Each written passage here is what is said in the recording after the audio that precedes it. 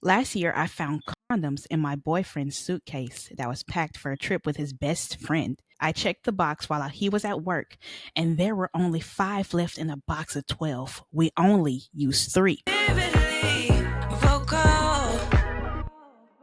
This podcast is so good.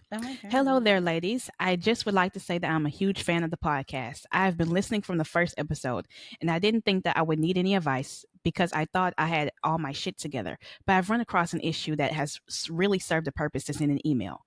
I do want to add that from listening to the last 2 episodes of this season, fuck the haters.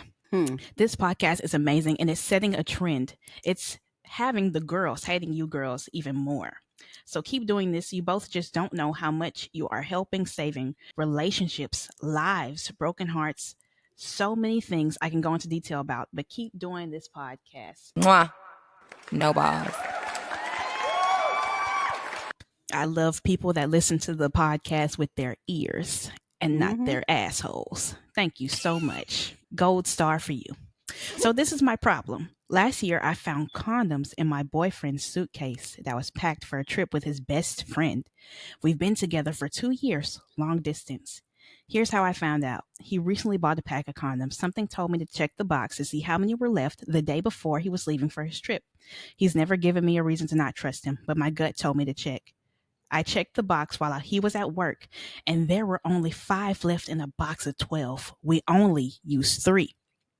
That prompted me to check his suitcase, and I found 2.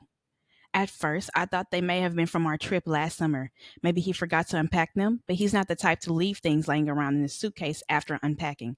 I also checked the expiration date on the condom, and they matched the date on the new pack of condoms, which means they came from the same box.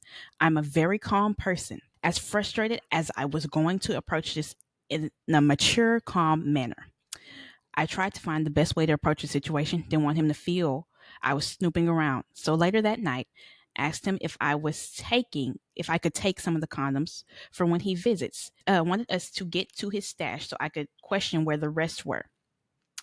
I started walking towards the closet where he keeps them, and he instantly panicked. He ran to the closet and grabbed the bag they were in and asked, why couldn't I buy my own? At first, we were play arguing, and he was guarding this bag with his life as if he didn't want me to see how many were left. He sat down with the bag tightly in hand.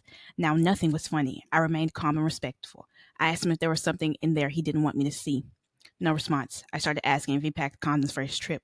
He started to completely ignore me. He put the bag on the couch for me to look. I saw there were only 5 left and asked where the rest of the condoms were.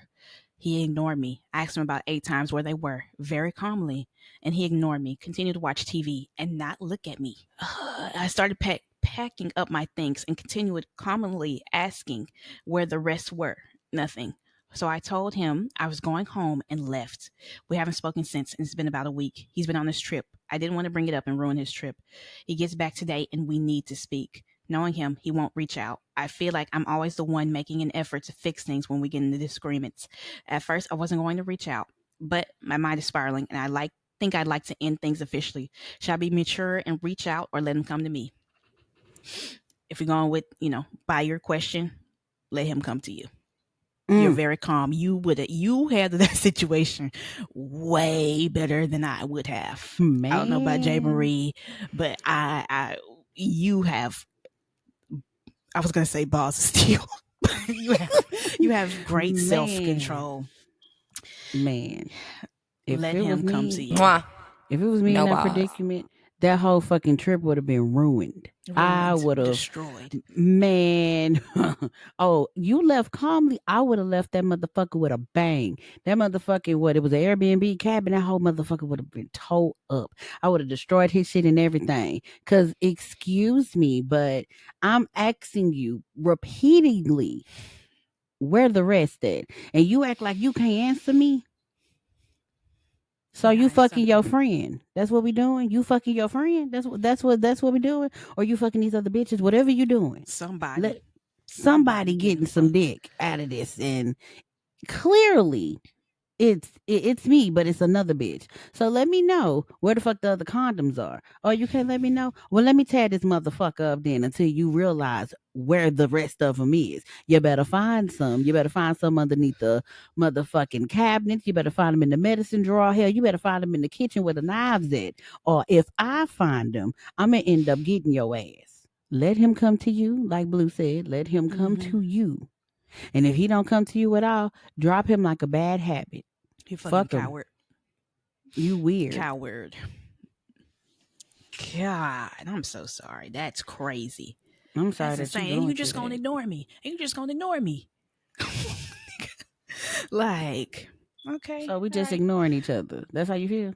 Oh, okay.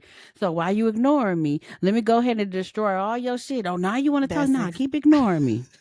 I was about to say PlayStation going in the tub then. Shit. Ignore me. Ignore me. But now keep ignoring me. Go ahead. Go ahead.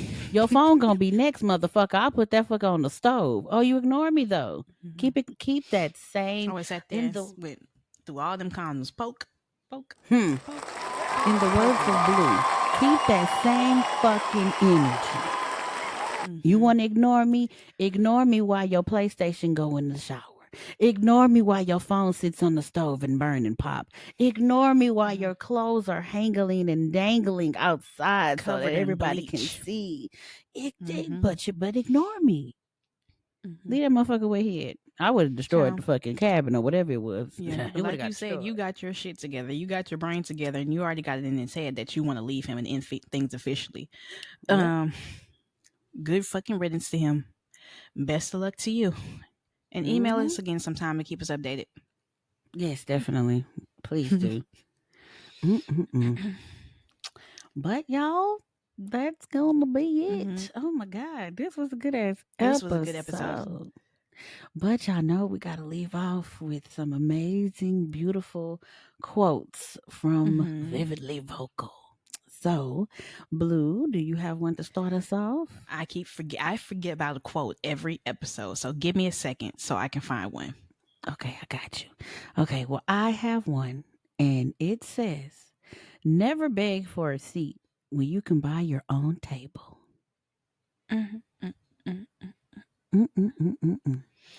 Well, shit. Today, I am choosing to feel hopeful about the person I am yet to become, the people I have yet to meet, the love I have yet to feel, the memories I am yet to make, the places I have yet to visit, and the joy I have yet to find. Period. That was beautiful. That was beautiful. Okay, guys, love you so much. This has been your host, Blue. And this is J. Marie. And we will catch you on the next one. Bye. Keep that same. I was sat there went through all them condoms. Poke. Poke. Poke. In the words of Blue, keep that same fucking energy. You want to ignore me? Ignore me while your PlayStation go in the shower. Ignore me while your phone sits on the stove and burn and pop. Ignore me while your clothes are hangling and dangling outside Covered so that in everybody can bleach. see. But ignore me. Leave that motherfucker where he at. I would have destroyed the fucking cabin or whatever it was. Yeah, but like you said, you got your shit together. You got your brain together, and you already got it in his head that you want to leave him and end things officially. Good fucking riddance to him. Best of luck to you. And email us again sometime to keep us updated. Yes, definitely. Please do. We're here for you. Do you need advice to vent, spill some tea, or just want to chat with Blue and J. Marie? Vividly Vocals advice hotline is open. Email us at askvvpod@gmail.com and we'll read your email on an episode of the show.